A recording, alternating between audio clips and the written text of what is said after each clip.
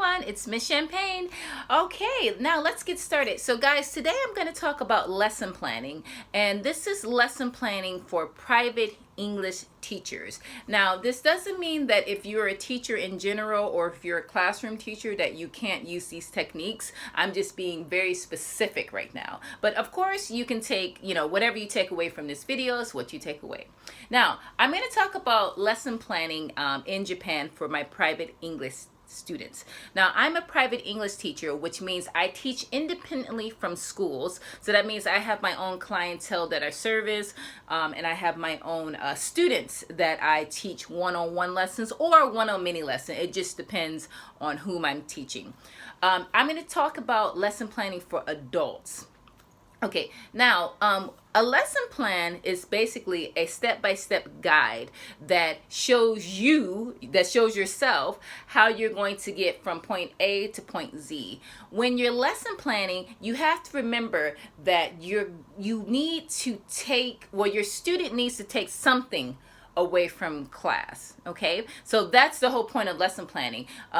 It's the end goal. Like, what is the end goal you want your student to learn from the lesson he or she or they are taking from you? Okay, so we're going to talk about that right now. I've been lesson planning for about 11 years in Japan, but I will say that my lesson planning has gotten a lot better because I've been doing my private English teaching for about 3 years now, and I've had to develop my own curriculum, which is very exciting to me. So because I'm, able to do my own curriculum building, that means my lesson planning is a lot more fun versus when I was a classroom teacher. I had to teach within a set curriculum, which was kind of boring to me, and I really didn't enjoy, doing that. But, that's in the past. So now what I like to do with my lesson planning, so I lesson plan for absolutely every single class, and I do it way in advance. Okay, now the first thing I like to do, I use a Google Doc to lesson plan. And the reason why I do that is because I want to share the lesson plan with my students. And I use a Google Sheet, not Google Doc, Google Sheet, which is Microsoft Excel, but you upload it to Google and it becomes Google Excel. So I use a Google Sheet to do lesson planning, and each tab, you can have the little tabs at the bottom. Each tab has the date. So for example, if I'm going to lesson plan for tomorrow, I would put that date, and then normally I would usually I meet my students like once a week, so I would have each lesson date at the bottom of the tabs so that they know what we're going to do in class. Okay, so that's number one. I use a Google Sheet to track the lesson planning. So I know what I'm doing and the student knows what we will do in class. Okay, that's number one. Number two is that when I lesson plan, I like to do vocabulary.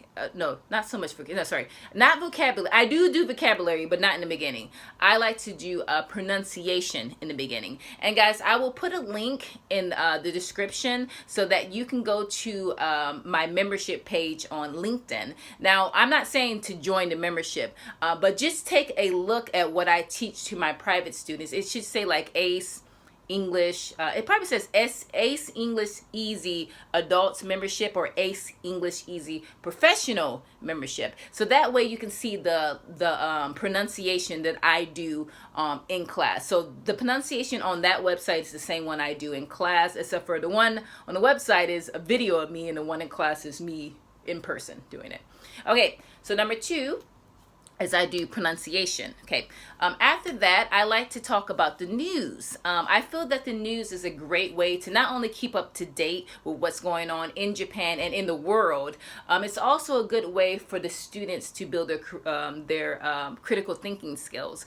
I think a lot of my Japanese students and students that live in Japan, they kind of think that a conversation has to flow like this one type of way, and that's really not true. Conversations can go all over the place, and the news is a great way to talk about what's going on in the world and to practice your conversation skills. Now, after I do that, I like to get into the bulk of the lesson, which is conversation or business. So I teach three different markets within being while being a private English teacher. So the first market is children. The second one is adults, and adults, those are the ones who want to learn like fun English, like shopping English or travel English. Then I teach professionals. Professionals are those who need English for business, so they're learning meeting skills, they're learning presentation skills, telephone skills. So first, let's talk about adults. So we'll talk about adults.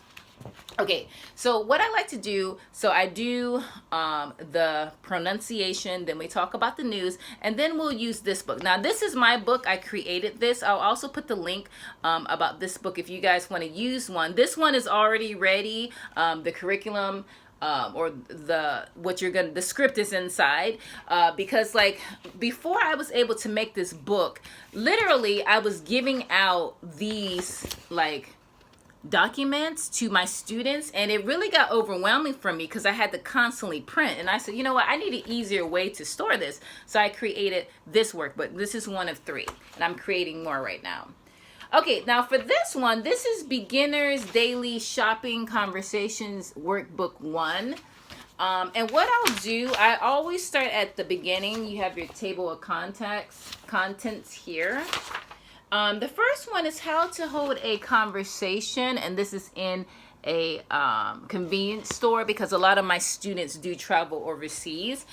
So what I'll do after we've done the pronunciation and the news, speaking about the news, then we'll go step by step through this. Now this, like, I am a very detail orientated person, and I'm a little bit overbearing. Actually, I'm a lot overbearing, but so is my teaching. But it goes step by step exactly how the student should expect the lesson, not the lesson, the conversation to go. I feel that my Japanese students, they don't know what's the next step in the conversation, and this really breaks it down for them. And also, prior to doing that, we have to do the warm-up. So the warm-up would be like, oh, why do people talk to convenience store workers? When can you talk to convenience store workers? And the reason I ask these questions because I want to get my students kind of relaxed and get them warmed up for the main part, which is the conversation part. And then I go through the WH questions: where, which way, why, how, who. So this talks about who you're going to talk to. Why are you talking to them? When are you talking to them? Where are you talking to them? All of these factors will affect your conversation. And I think a lot of my students don't really get that, but it does. Okay, and then at the end, we do the conversation part. So I'll take one row, they'll take the other row, and we'll just go back and forth. Dun, dun, dun, dun, dun. So I absolutely love using this as a guide. Now, after we're finished doing this, then we can close the book, and then we can practice just making up conversations in this, I think this is the convenience store, asking for all types of stuff. So like it just depends on where you're at in your lesson plan, but this usually takes me an entire hour. And if not, if I have more time, which is great, then we can move on to the next part, which is visiting a boutique conversation skills.